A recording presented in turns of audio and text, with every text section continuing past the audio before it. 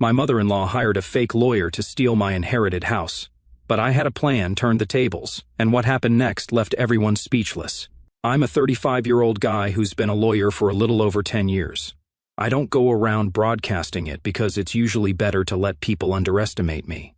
Plus, when you tell someone you're a lawyer, they either want free advice or act weird about it, so I just keep it low-key unless I have to bring it up. My wife Stacy and I have been married for about 6 years, and things are great between us. We're a team, which is important when you're dealing with certain family members like her mom, Patty. Now, Patty is, let's say, intense. She's one of those people who believes she's always right, always knows best, and always has to be involved in everything. From the moment I met her, it was clear she wasn't thrilled about me.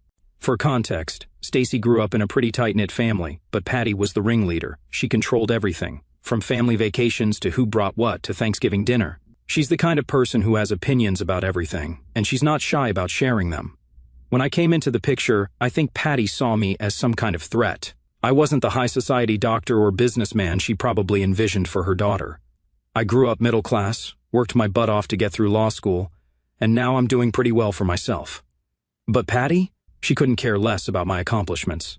To her, I was the guy who was taking her daughter away. At first, I tried to keep things civil. I mean, she's my mother-in-law, and Stacy loves her, so I figured I'd just grin and bear it. But Patty made that really difficult. She had this way of making little comments that sounded innocent on the surface but were clearly meant to dig at me.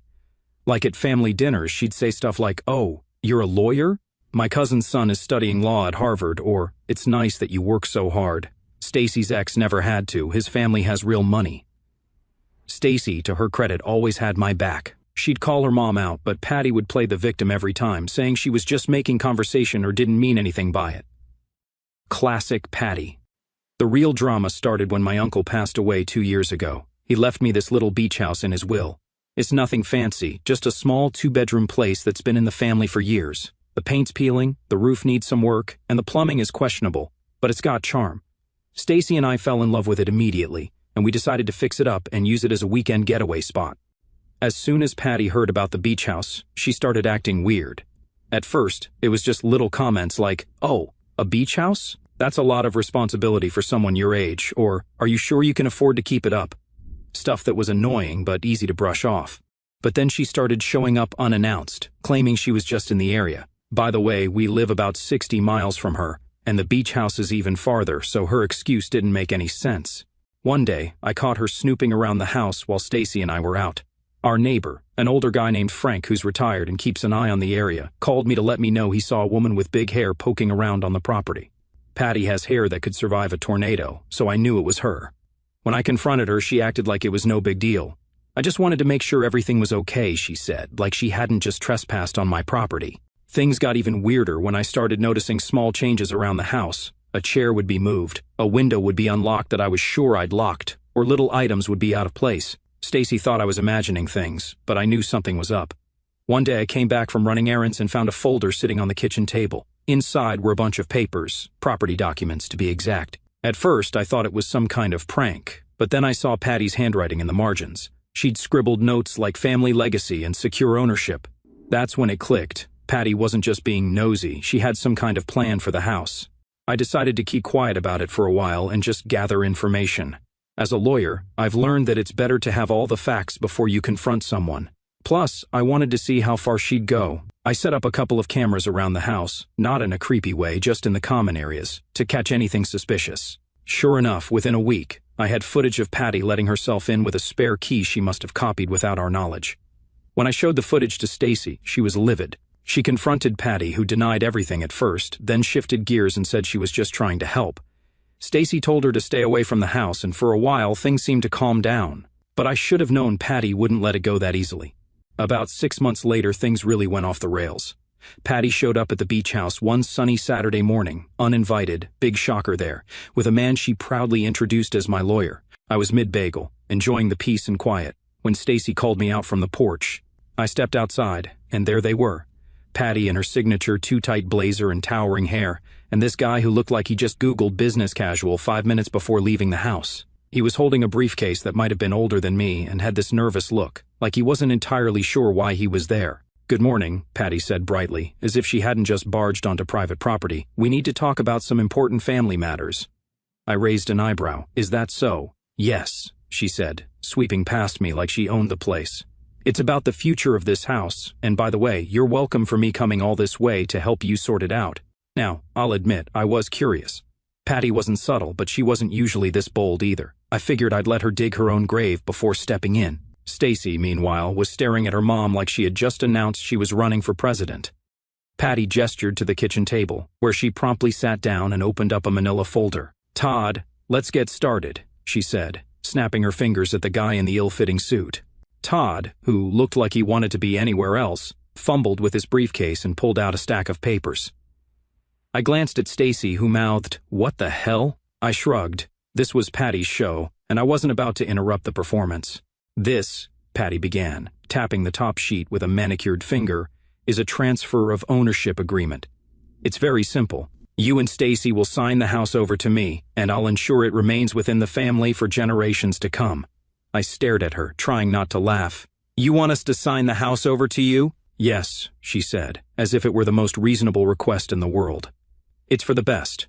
You're young, inexperienced, and frankly, this kind of property is a lot of responsibility. It needs someone who understands its value," I said, barely holding back a grin. "And that someone is you?" "Exactly," she said, looking proud of herself. "It's not personal, dear. It's just what's best for the family." Todd, who had been shuffling papers around like a magician preparing for a card trick, finally spoke up. "If you'll just take a look here," he said, sliding a paper toward me. I picked it up and scanned it quickly. It was a joke. The wording was sloppy, half the clauses were missing, and there were typos everywhere. Everything about this lawyer screamed fake, from his nervous sweating to the way he couldn't make eye contact. I decided to have some fun. I asked him some basic legal questions any first-year law student could answer. I watched him squirm and stumble while Patty kept trying to cut in. "Patty," I said, setting the paper down, "did you write this yourself?" Her face flushed. "Of course not. Todd is a professional." "Right," I said, turning to Todd. "So, Todd, what law school did you go to?" He blinked. Well, I didn't exactly finish." I cut him off. "Okay, no problem. What's your bar number?" Todd started sweating. I'm not officially licensed." "Not officially licensed," I repeated, feigning confusion. "So, you're not a lawyer?" He stammered something about being in the process, but I didn't let him finish. "Got it. Thanks, Todd." Patty jumped in, clearly irritated that her plan was unraveling. "Let's not get distracted by technicalities. The important thing is that we move forward with the transfer." "Patty," Stacy said, her voice sharp, "are you serious right now? You brought a fake lawyer to our house and expect us to just hand it over to you?" "It's not fake," Patty snapped. "Todd is perfectly capable of handling this." "Sure," I said, leaning back in my chair. "But just for fun, let's see how capable he is." I turned to Todd. "Can you explain to me the difference between a quitclaim deed and a warranty deed?" Todd froze like a deer in headlights. Patty tried to jump in, but I held up a hand. "No, let Todd answer." Todd mumbled something about legal terms and specific clauses, but didn't actually say anything coherent. I nodded, like I was impressed. "Great," I said. "Now, how about you explain the implications of signing a deed transfer without title insurance?" Todd looked like he might pass out. Patty was visibly fuming. "This is ridiculous," she said. "Just sign the papers, and we can sort out the details later." I stood up, walked over to my briefcase, and pulled out my own folder. "As a practicing attorney," I said, laying the folder on the table, "I have a few concerns about these documents." Patty's jaw dropped. "You're a lawyer?" "Yep," I said, popping the P for emphasis. "And these documents? They're garbage." I went through the papers one by one, pointing out every error and explaining in excruciating detail why they were not only invalid but also borderline fraudulent. By the time I was done, Todd was visibly shaking, and Patty was staring daggers at me. "You've made your point," she said through gritted teeth. "Oh, I'm not done," I said, pulling out my laptop. "You've been poking around the property records, haven't you? Did you think I wouldn't notice the unauthorized inquiries?" Patty's face went pale. "I don't know what you're talking about." "Sure you don't," I said, opening up an email on my screen. "This is from the county clerk. It shows that someone made multiple inquiries into the title history of this property using your email address. Care to explain?" Patty stood up abruptly, knocking her chair over. "I was just looking out for the family," she shouted. "By trying to steal our house?" Stacy shot back. "This is insane, Mom. You need to leave." Patty glared at us, then turned to Todd. "We're leaving." Todd didn't need to be told twice. He grabbed his briefcase and practically sprinted out the door. Patty followed, but not before throwing one last line over her shoulder. "You'll regret this." Once they were gone, Stacy and I just sat there in stunned silence for a moment. "Well," she said finally, "that was something. Something I'll be filing away for future reference," I said. And that's how Patty's first big plan completely fell apart. I didn't know it at the time, but this was only the beginning of her antics. After Patty's grand transfer the house to me scheme fell apart, she decided to go into full-blown damage control mode. And when I say damage control, I mean she started dialing up family members like she was campaigning for office.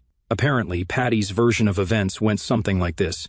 I was an evil, controlling husband who was tearing the family apart, brainwashing Stacy, and forcing her to cut ties with her loving mother. According to Patty, I was practically twisting my villainous lawyer mustache while plotting to destroy everything she held dear.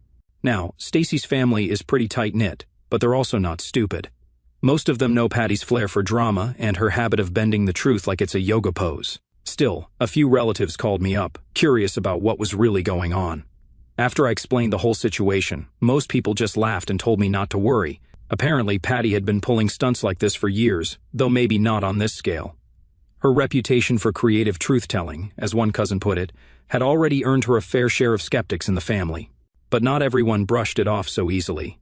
A couple of her die-hard supporters, like her sister Beverly, who's basically Patty's clone, weren't so quick to believe me. Beverly called Stacy, and let me tell you, that was a fun conversation to overhear. "Stacy, I just don't understand why you're letting your husband come between you and your mother," Beverly said in that holier-than-thou tone that runs in their family. "My husband isn't the problem, Beverly," Stacy shot back. "Mom is the one who tried to steal our house." "Well, that's not what she told me," Beverly said, like she was some kind of detective uncovering the truth.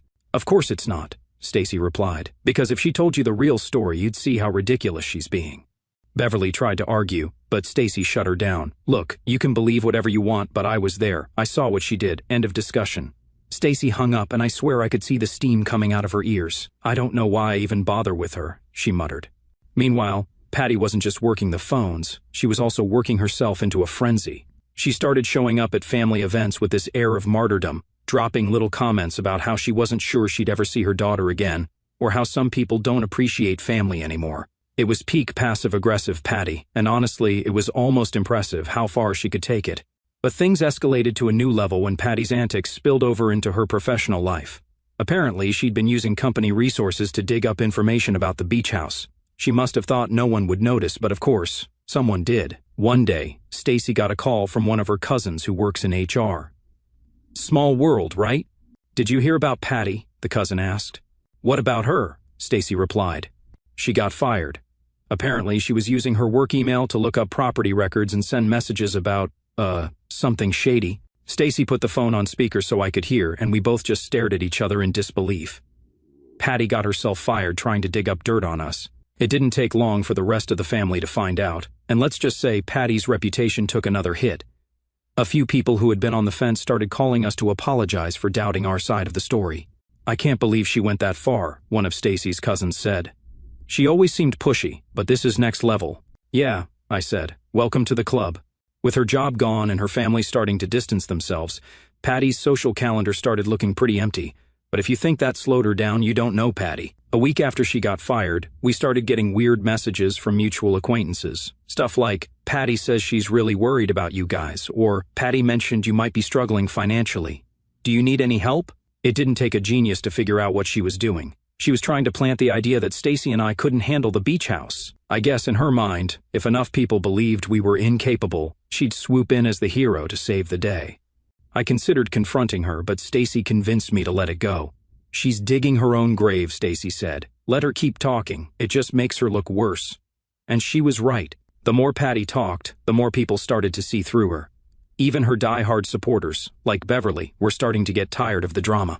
But just when we thought things were finally settling down, Patty pulled her boldest move yet. About a month later, we got a notice in the mail. It was from a lawyer, an actual licensed one this time, informing us that Patty was suing us. When I opened the letter and read the details, I couldn't believe what I was seeing. Patty was claiming that she had financially contributed to the repairs and upkeep of the beach house, and therefore had a valid stake in it. Never mind the fact that the house had been left to Stacy and me outright in my uncle's will. I sat there in stunned silence for a moment before bursting out laughing. "She's suing us?" I said, waving the letter at Stacy. "For what?" she asked, grabbing the paper. Apparently she thinks she owns part of the house now, I said, still laughing, because, all those non-existent financial contributions she made. And just like that, we were back in the thick of it. After we got the notice, I started gathering everything: bank statements, receipts, contracts with repair companies, and even emails related to the estate. I wasn't about to let her muddy the waters with vague claims and manipulative theatrics. Stacy, understandably, was livid. She didn't pay for a single thing. How does she think she's going to prove this? She's banking on us not being able to prove it either, I said. But we can, and we will. Her whole case is smoke and mirrors. What do we do now? Stacy asked. We show up to court, and we let her dig her own hole, I replied. When the court date finally arrived, we walked into the courtroom prepared for anything. Patty, of course, was already there, seated at the plaintiff's table with her lawyer. Unlike the fake lawyer Todd, this one at least looked professional, though he didn't seem particularly enthusiastic about the case. Patty, on the other hand, was in her element. She was dressed in her signature over-the-top style and had this smug expression, like she'd already won. We sat down, and the judge entered, an older woman who radiated authority. She got straight to business, asking Patty's lawyer to present their case. Patty's lawyer stood up and began what was clearly a rehearsed speech. He started by praising Patty's character, describing her as a dedicated and loving mother who only wanted to preserve the family's legacy. Then he moved on to her claims, stating that Patty had personally invested significant funds into the repair and maintenance of the beach house to ensure it remained in good condition. She has receipts? I whispered to Stacy, raising an eyebrow. She has nerve, Stacy muttered back. Patty's lawyer continued, explaining that, while the house was indeed inherited, Patty's alleged financial contributions created an implied interest in the property. She acted in good faith to protect and preserve the family's asset, he concluded. When it was my turn, I decided to keep it short and sweet. Your Honor, the plaintiff's claims are entirely unfounded. The house was left to my wife and me as part of my uncle's will. It is our property, and there was never any agreement, verbal or otherwise, for shared ownership. The plaintiff has no documentation to support her claims because they are simply not true. The judge nodded and motioned for Patty to take the stand. Patty walked up like she was about to deliver the performance of her life. Mrs. Patty, her lawyer began, can you explain your involvement with the repairs and maintenance of the beach house? Of course, she said, clasping her hands together. When I heard about the house being left to my daughter and son-in-law, I was so happy for them. But the house needed a lot of work, and they were overwhelmed, so I stepped in to help. And how did you help? The lawyer asked. I paid for several repairs, Patty said confidently. Plumbing, roof work, even some landscaping. I didn't keep track of every little thing because, well, they're family. I just wanted to make sure the house was livable. I watched her with a neutral expression, but inside I was shaking my head. Patty's ability to spin a story was almost impressive. Her lawyer pressed on. So, you contributed financially to the upkeep of the house? Yes, she said. I even offered to oversee some of the work myself. Did the defendants acknowledge these contributions? It was understood, she said, using her favorite vague excuse. When it was my turn to cross-examine, I walked up to the stand with my stack of documents. Mrs. Patty, I began, you claim to have contributed financially to the repairs of the beach house. Can you specify the amounts and dates of these payments? She hesitated. Well, I didn't keep an exact record, but it was thousands of dollars over several months. Thousands of dollars, I repeated. And how were these payments made? Check, cash, directly to the contractors? Mostly cash, she said, shifting in her seat. Cash, I said, letting the word hang in the air. And you don't have a single receipt, invoice, or bank statement to corroborate these contributions? She hesitated. It was informal. Family doesn't always keep track of these things. Interesting, I said, turning to the judge. Because I have here a complete record of all payments made for the repair and maintenance of the beach house. Every single one was made from our joint account, and I have the receipts and contractor invoices to prove it. I handed the documents to the judge, who began flipping through them. Mrs. Patty, I continued, you also mentioned offering to oversee some of the work yourself. Can you tell us which contractors you worked with? She paused, clearly scrambling for an answer. It wasn't a formal arrangement, she said finally. That's convenient, I replied, because according to these emails from the contractors, every interaction regarding the repairs was handled by me or my wife. Your name doesn't appear anywhere. The judge looked up from the documents, her expression unreadable. Mrs. Patty, do you have any evidence to support your claims? Patty stammered. I told you I didn't keep records. I wasn't expecting to need them. I stepped back to my table and pulled out one last piece of evidence. Your Honor, I'd also like to submit a copy of the will, which clearly states that the house was left solely to my wife and me. There is no mention of shared ownership or any financial obligations. The judge took the document and glanced at it briefly. Then she turned back to Patty. Mrs. Patty, she said, her tone firm, this case relies entirely on your assertion that you contributed financially to the property, yet you have provided no evidence to support this claim. Meanwhile, the defendants have provided ample documentation to refute it. Do you have anything else to add? She didn't have anything to say. For the first time, she seemed to realize just how bad this was going for her. The judge dismissed the case shortly after that, ruling entirely in our favor. But before the gavel fell, she added a pointed remark.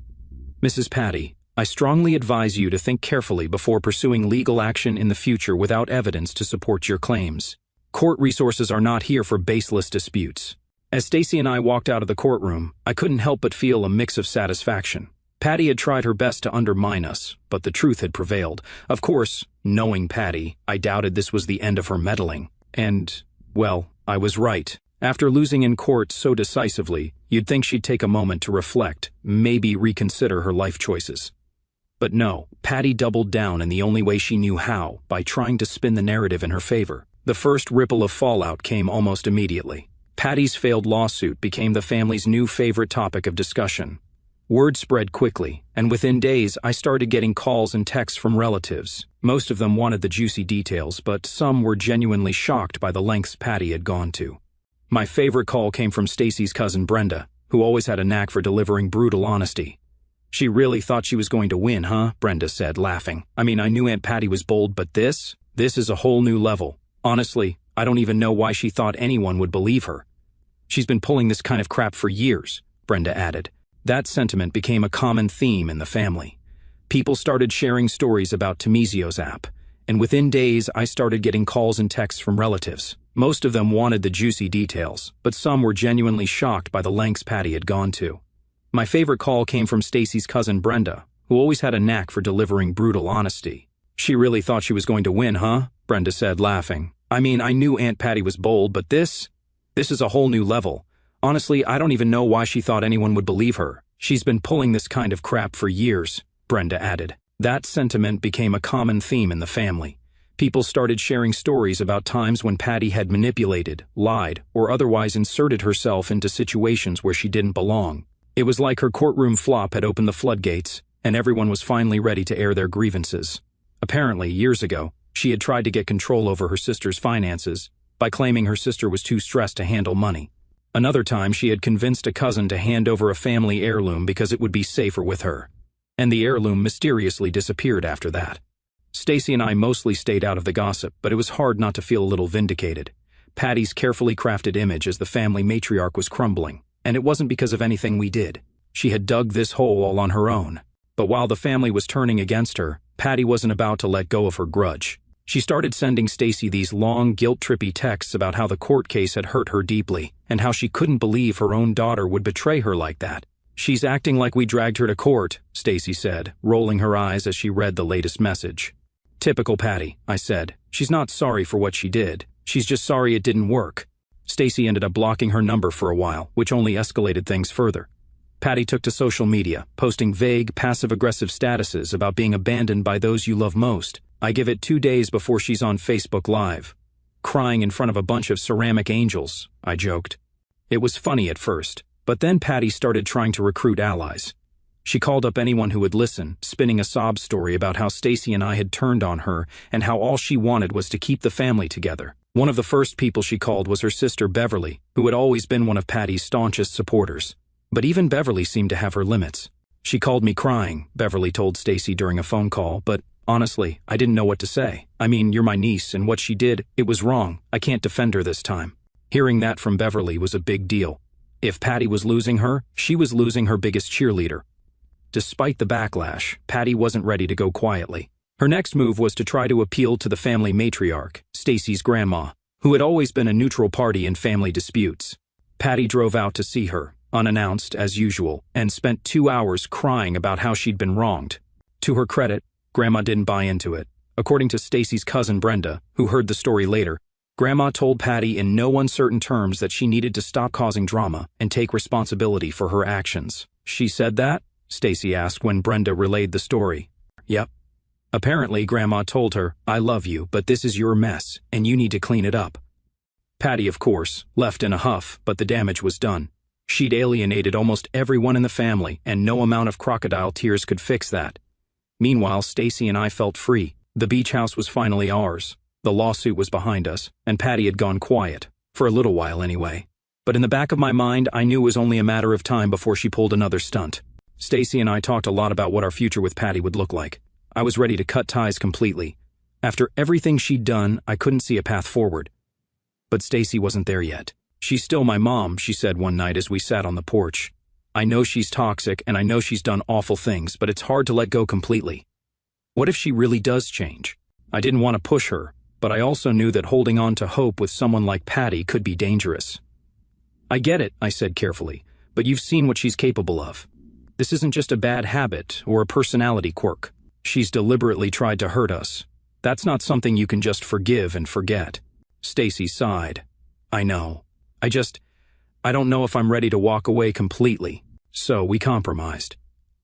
Stacy kept minimal contact with Patty, an occasional text or a quick phone call. But we set firm boundaries, no unannounced visits, no discussions about the house, and no manipulation. For a while it seemed to work. Patty stayed relatively quiet, only reaching out to Stacy with surface-level conversations. I could tell it was hard for Stacy to keep her distance, but she was holding firm, and I respected her for it. Then Patty did what she does best, she crossed the line. It started innocently enough. Stacy got a call from a cousin who mentioned that Patty had been talking about the beach house again. She said something about how it should have stayed in the family, the cousin said. I didn't think much of it, but I figured you'd want to know.